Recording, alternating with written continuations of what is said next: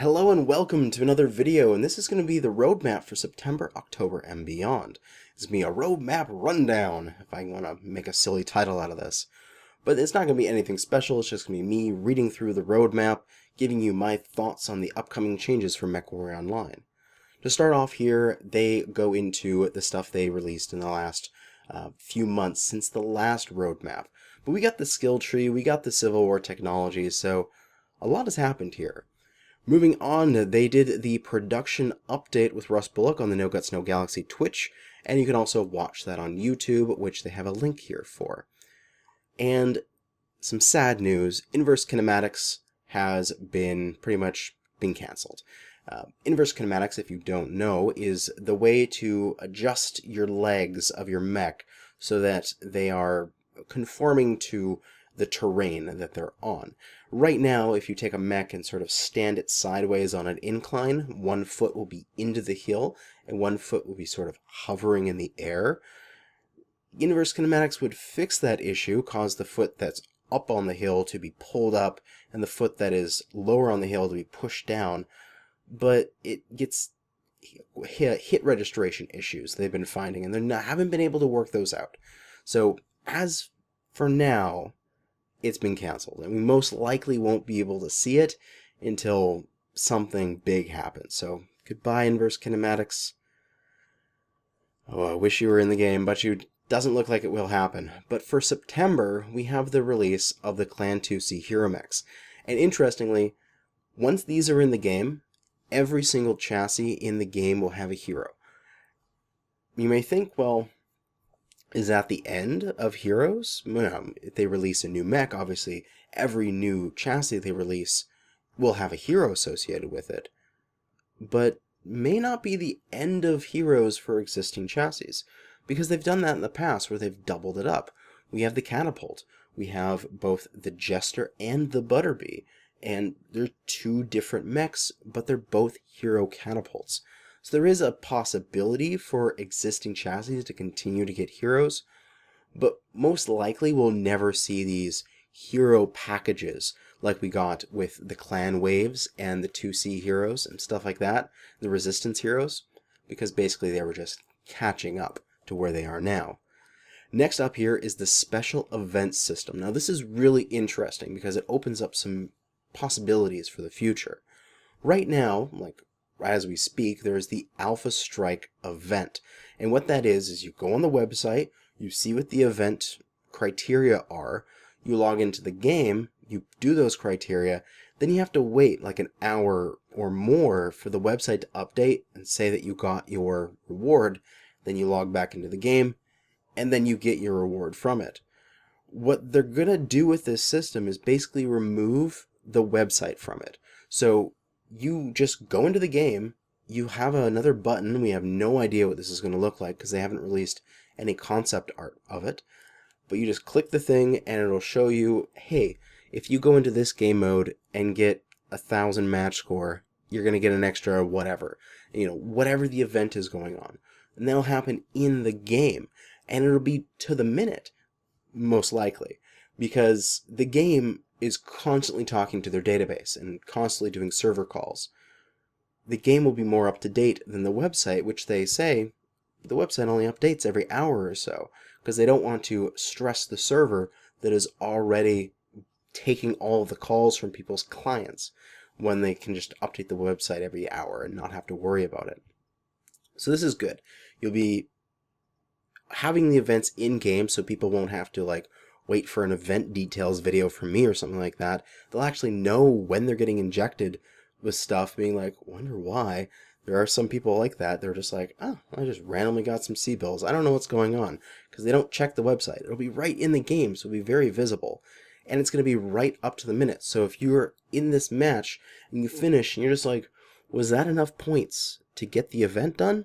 It'll tell you right afterwards, because it'll either give you your reward or not.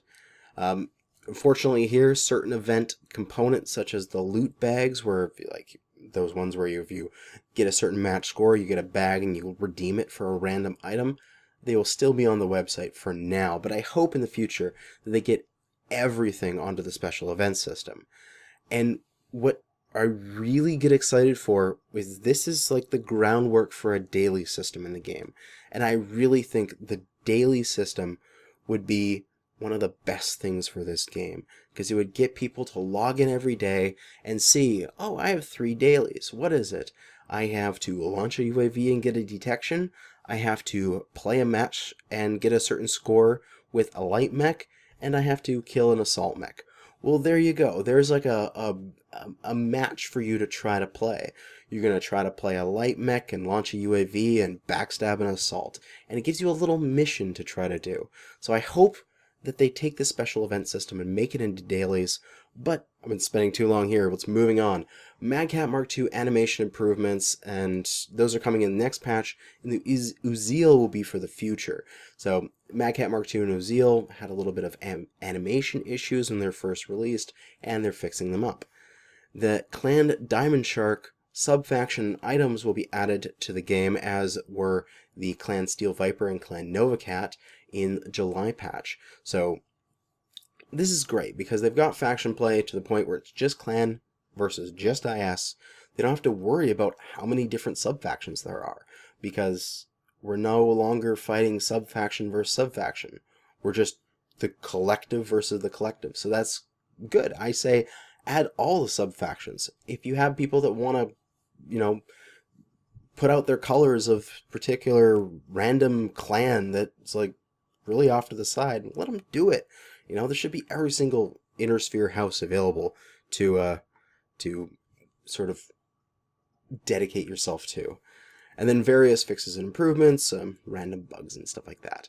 But then 2 lines here, and probably will spawn a whole bunch of conversation. Balance Pass. Full details in the September patch notes. What? Just Balance Pass. No information on what it's going to be around. Like, even with the energy update, where they changed a bunch of the energy weapons, we knew it was going to be based around energy weapons. But this is just Balance Pass. What is happening? So, my guess is that this is going to be a bunch about Civil War technologies. We had the light fusion engines in the game. We had all of these new Inner Sphere, like ER medium lasers, all that kind of stuff. All these new toys that were added to the game. We've had a few months to stew on them and really see how they fit in with the meta and how everything works together. And I bet that they're looking at a bunch of background data and going, maybe this weapon is too powerful. It's performing higher than we expected. This weapon is not really working out. Let's boost it a little bit. Or, oh man, this mech with this combination, it's amazing. Oh man, this is kind of it gets too much. We should pull it back. You know, they're going to be looking at all those things, and I'm guessing it's going to be a very broad balance pass on mechs that were really affected by Civil War tech. That's my guess. But moving on, we have the start of the MechWarrior Online Championship semi-finals. So this is where the I believe, I can't remember, I'm not following it that exactly, but the teams are going to be locked down and the semifinals are going to start, and it's going to be back into the tournament mode. We're going to start looking to see who's the next MechWarrior Online World Championship. And then the 2017 Annual Rewards Program announcement. So we're going to see what the reward mechs are for this year. Now, most likely it's going to be similar to last year. There's going to be one reward for buying MC that's going to be some light or medium mech. There's going to be a C-bill reward that is just for playing a certain amount of games in the last year. And then there's going to be a basic IS and a basic clan, and then an advanced clan and an advanced IS. There's probably going to be, like, you know, purchase a smaller amount of mech packages and you get the basic one. You purchase more mech packages, you get the advanced one. I did a Reddit post on this last year about how the system was a little unfair for some people. Unless you purchased the right things, you couldn't get the advanced rewards. But we're gonna see how it is when they announce the new program, and I'll give my thoughts on it then. And they've had a year, so I bet they're gonna make it more inclusive of a program than it was last year. Moving on to October, we have the Civil War escalation, the things like the NovaCat, all that kind of stuff. I'm excited for that. Just new mechs, always nice to have. And then various fixes and improvements, a pretty light patch for October. Then into November, we have the Thanatos, and then our first new map in bloody forever, a new mid-sized Tourmaline style map was going to support all the quick play and all the faction play, except for, of course, Siege, which is on its own map type. But if I remember from the No Guts No Galaxy stream, they're talking about it. It's going to be like Tourmaline style. It's going to be mid-sized. Really excited to see what it's like. And of course, when we have it available, I will make a video about it and fly through it and show it off. But then, of course, continued fixes and stuff. And then in November, we actually get the rewards program. So there's going to be a 2-month gap here. We're going to learn what it is in September, and then we're going to get it in November for those reward mechs. So it gives you a couple months in order to get in any last-minute games or any last-minute purchases in order to get your reward mechs. But then looking ahead past these months, they're evaluating a return to 8v8 for quick play. Now this is really interesting, and I'm probably going to, because this video will probably go on for way too long if I talk about it in detail, I'll probably break this into its own video, because there's a lot of talk about the merits and I'm trying to think of the fancy word for bad things, but the good things and the bad things of 12v12 and 8v8. You know, I don't know. This one's interesting. I really have to let it stew and debate it with myself, and then I'll make a more in-depth video about what I think is good for the game. But interesting. They say that they're going to, I can't remember here, it's somewhere in here, they said that they would do a temporary switch to 8v8 and then get some feedback. So before they permanently make the change, if they do. So there will be a test on the live servers for this. So it won't be a PTS. They'll basically just say for like, I don't know how long it's going to be. Like for this week, we're going to go 8v8 and then we're going to see what it's like. But moving on from there, upcoming mechs, unannounced Inner Sphere Medium, unannounced Clan Light, unannounced Clan Medium. Give me that Fire Moth! Or what most likely is going to be is the Piranha, because that's their namesake. But clans need a 20-tonner. I really hope that it's a 20-tonner in the clans, because I'd really love to have that for a drop deck. Something that the IS can do is they can take a bunch of assaults and heavies and then a locust right at the end, because they can basically take that 20 tons and put it into a mech that sort of like, it's a throwaway. Really, I'm looking at the first 3 of my deck and I'm just putting that in a space filler. I really want that for clans, so I can go like 3 larger clan heavies and a 20-tonner of some kind. Would make me really happy. People have been saying things like there's a whole bunch of people guessing what these are going to be. We'll see when they come out. I'm sure some people are going to be posting great big lists on Reddit of being like, here's every possible mech that they could release. But then they could also just make some random new ones, which they have for the Roughneck.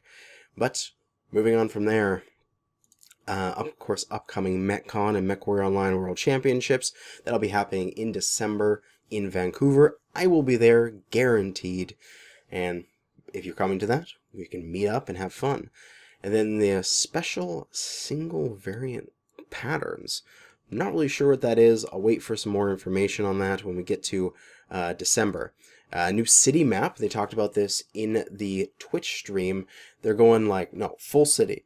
Full city. We want every single part of the map to be dense city. And a lot of people have been wanting this, and I'm really excited for it, because we've had a lot of like long range trade maps, you know, these things where your average range between cover is like 600 meters, and the best weapons are like your PPCs, your Gauss rifles, your large lasers, that kind of stuff. And I'm just going like, can I please have a map that is purely for SRMs?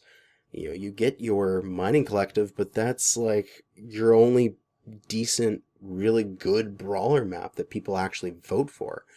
So a mass city map is going to make me happy. But then going on from there into next year, we have Solaris mode, which is going to be this competitive 1v1 or 2v2 game type, and they want to make it as big, if not bigger, than faction play. So that's going to be really exciting. I am personally not a real sort of hyper competitive person, so I won't be playing in that, but I will certain be watching it, and they have to get the George Ledoux to come in and make those frickin' Solaris announcements. It just, the MechWarrior 4 Mercenaries nostalgia's just going over me like crazy right now. And then, interestingly here, bolt-on geometry. So you know how like the Loyalty Atlas and Loyalty Centurion that we got a while ago, they have like a different eyepiece, or like the Centurion is a different shield type, things like that. Basically, they're going to make you can have this system where you sort of bolt on these cosmetic pieces. They're not going to affect your hitboxes. They're not going to affect anything like that. When they get hit, they're going to fall off in the first bit of enemy fire. I kind of dislike that. I feel like they should fall off after a little bit of fire, but you be able to customize the actual geometry of your mech without actually changing the hitboxes. So this will go even further than the decal and the camo pattern system. You'll be able to really make your mechs look interesting. And then first person mech bay. So kind of like what they did with the sort of preview video they did for MechWarrior 5, you're going to have this ability to walk around your mech bay. They didn't say, I don't expect there to be any like other characters in there. It should just be for you to meander around your bay and look at your mech. And I expect it to be a lot like the Star Citizen hangar module. Basically that. You have your mech just standing there. You have like an elevator you can take up. There's platforms. You can like look at it and walk around it, but you can't fly it. Or, well, in case we're talking about Star Citizen, you can't fly it there. And then in MechWarrior, you couldn't drive your mech around. You just basically, hey, I'm going to look at my mech. And it's a little bit of immersion. I'm not sure how necessary it is for the game, but it is that little bit of, hey, did you know you can do this? And that's cool. Then, the final thing, the new supply cache system. This is great. I've talked about how supply caches are bad, and they're so annoying to deal with, and like there's no, like, it doesn't feel like you actually want to open them because they don't feel rewarding. They're addressing that here. They're basically saying that they're going to go and take Overwatch supply cache system and just copy it. So you're, instead of buying keys to open caches, you just open the caches. But now you can buy caches. So when you get a cache from gameplay, which you'll still be able to do as far as I understand, you'll just be able to open it and you'll get a random set of items from it. That's great. It's like the preview thing was something I really disliked because it made people go like, well, I'm not going to open that, and it sort of made supply caches not do what they're supposed to do, which is sell keys, because people wouldn't open them because they didn't want the things that were in them. But now if they just have it as completely random stuff, you want to open every single cache. And if things in there are really interesting, like their bolt-on geometry pieces and their camo patterns and their all these kind of stuffs, then people are going to be wanting to open supply caches in order to make their mechs look cool. And you can just buy them. So that is a really cool thing, and I'm looking forward to seeing how that new cache system is going to come in, but it looks like that's going to be probably next year. But that is for now. We've gone through the entire post and probably far too long of a video of me just ranting about stuff. So I will do another video in the future talking about the implications of the 8v8 or 12v12 in quick play, but that is it for now. Thanks for watching, and good hunting.